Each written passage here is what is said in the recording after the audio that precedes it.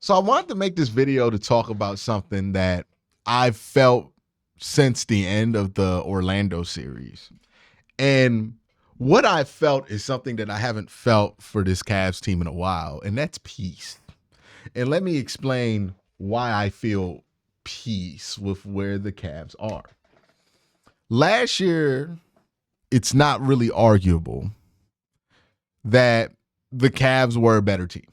They were healthier, their best players were playing better, and they were playing much better going into the playoffs. This year, the Cavs had all kind of issues.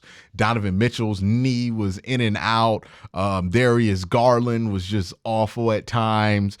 Jared Allen got hurt at the beginning of the playoffs. Like, all these things were going down. You had injuries galore throughout the seasons. You just didn't feel as good about this team coming into the playoffs as you did about last year's team coming into the playoffs. We kind of were bracing for a very big disappointment, and it's hard to brace for a disappointment when you're kind of expecting disappointment, you know what I mean? But we were kind of like going into this understanding like, hey man, we might lose to the Magic or something might happen like that where we're going to lead this postseason furious. And that's not been the case. And matter of fact, I would even argue that even if the Cavs do get eliminated in 5 games, 6 games or whatever to the Celtics, I'm fine with it. Like, I'm not happy that it's happening, but I'm not going to be mad all offseason like I was after the Knicks destroyed the Cavaliers in the first round last year. Now, why is this, right? Well, it goes back to the age-old question of sports fandom, right? Is this something that we do based on results, right? Being a fan, is this about results for fans? Or is being a fan about the experience? Is this about the wins you get and the amount of wins you get and the place you sit in the playoffs and the way you exit the playoffs? Or is it about the journey? And while I think a lot of sports fans would not like to admit this because it feels like accepting kind of a loser mindset, which I don't think is true, the truth is that what keeps us in to sports as fans isn't the results. The results are cool. When the results go your way, that's always fun. But nobody's going to cheer for a team over 20 years just because the results are good. Because no team's going to have a 20-year run of good results. What keeps people fans of sports teams isn't just winning, it's the experience, right?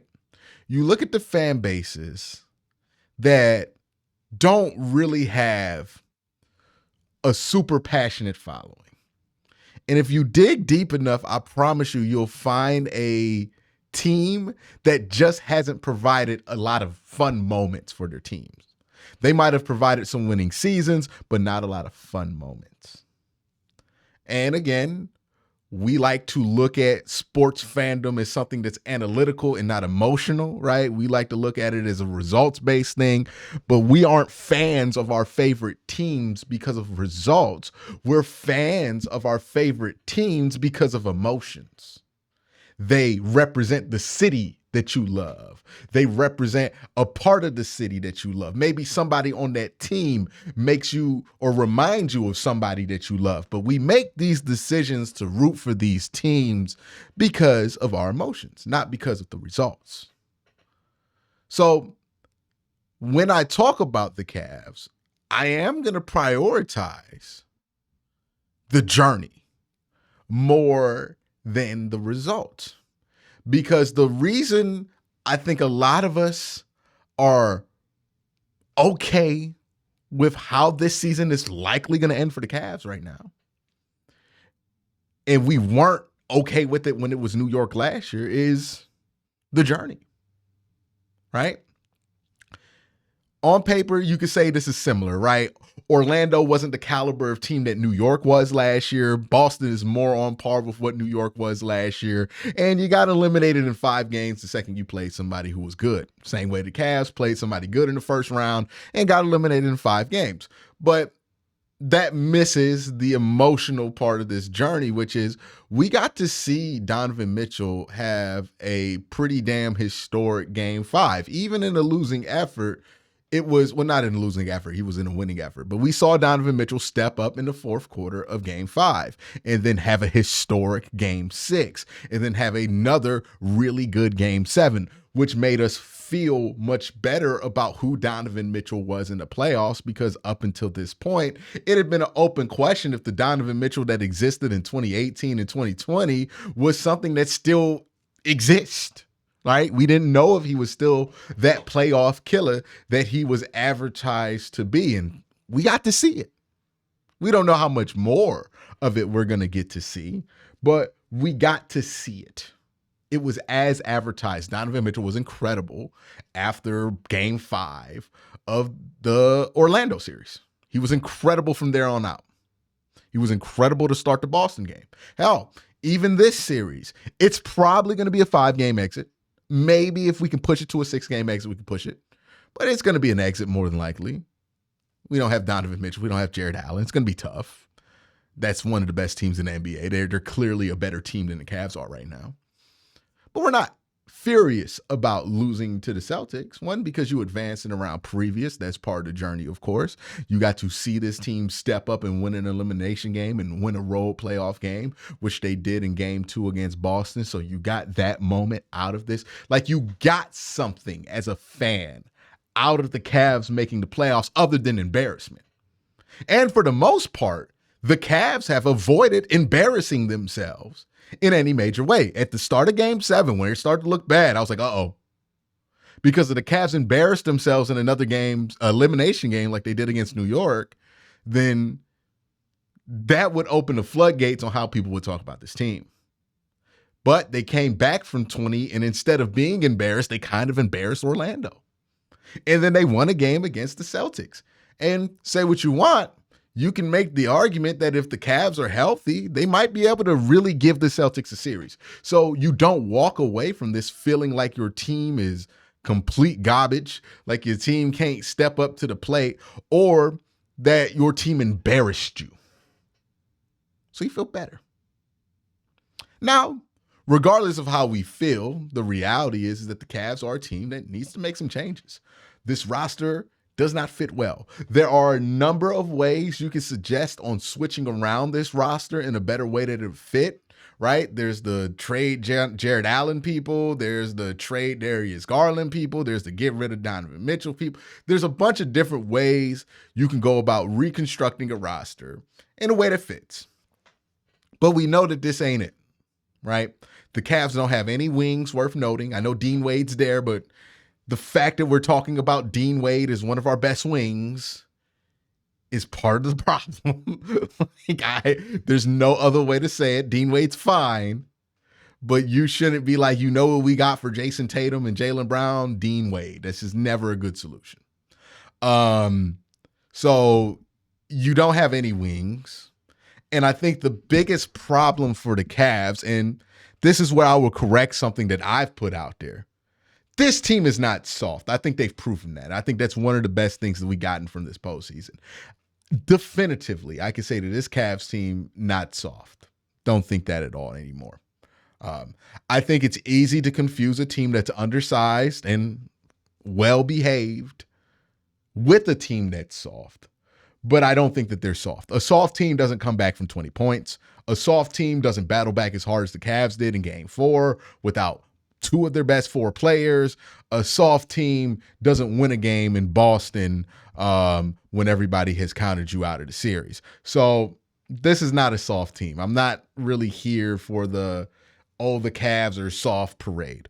But what they are, and I said it earlier, they're undersized.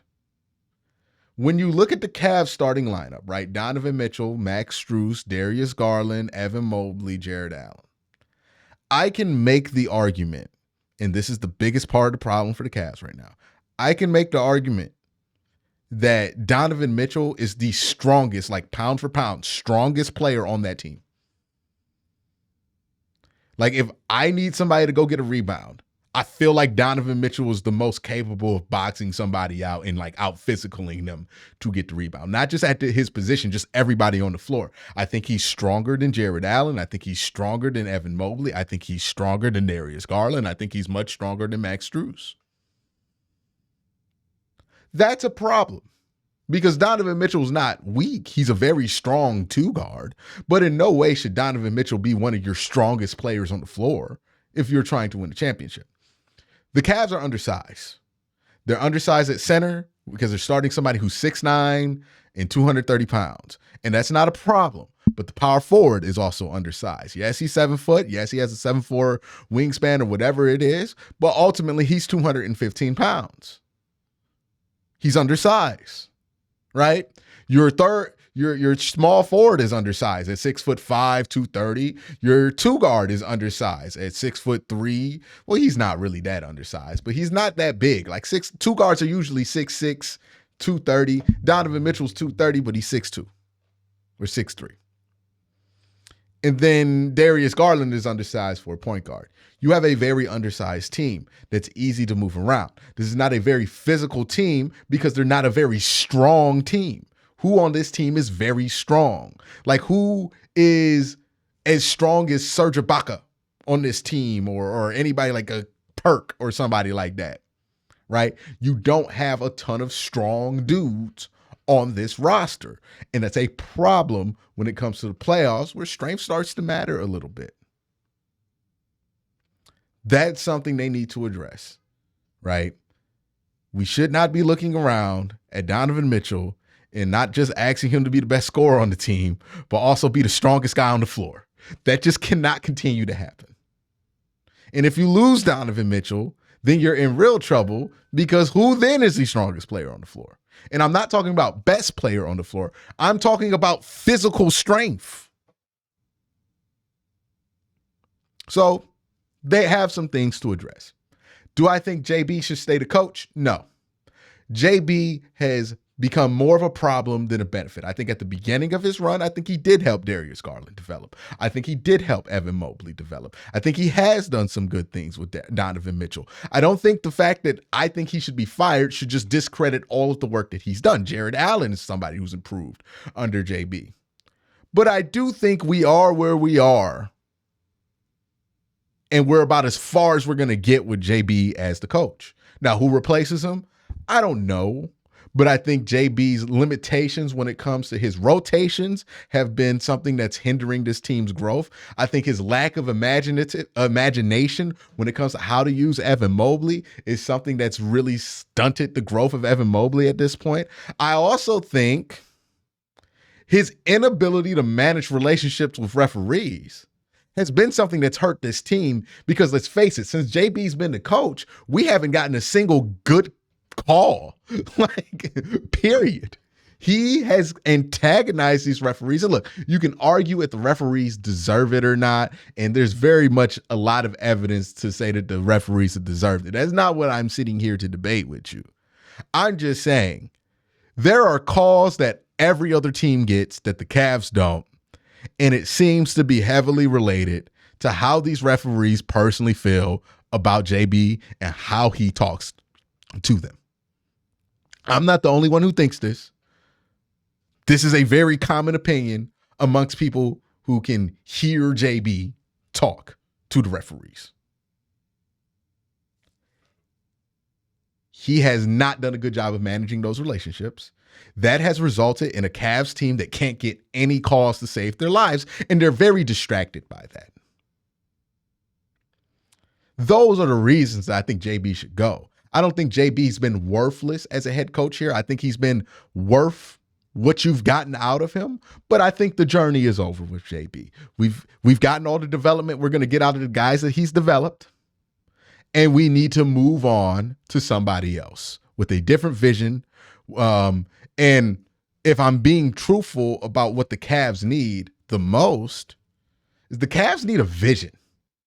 This build of the Cavs feels very visionless. Like, what were the Cavs trying to accomplish? What were they trying to build with this team? What was the vision of this? I think the Cavs need somebody to come in, and I would argue even at the general manager position and the coach position, so I would argue firing both, to give us a vision of what this team should be. Because that's the issue with this build. It feels like we've been scrambling parts together and trying to duct tape a piece here and duct tape a piece there because we haven't had a good vision of what this team should be.